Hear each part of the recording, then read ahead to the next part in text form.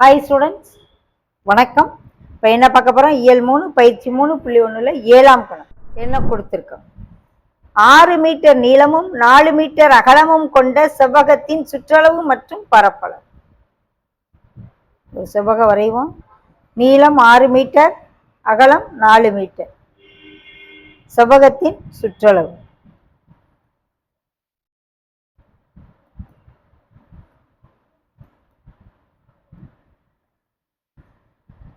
என்ன formula? 2 into நீளம் கூட்டல் அகலம்.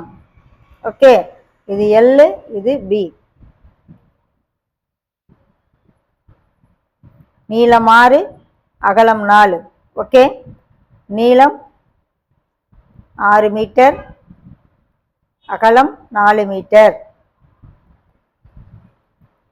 செவ்வகத்தின் சுற்றளவு 2 இன்ட்டு நீளம் கூட்டல் அகலத்தில் 6 4 10, 10 2ஆல் பெருக்குனா 20 மீட்டர்.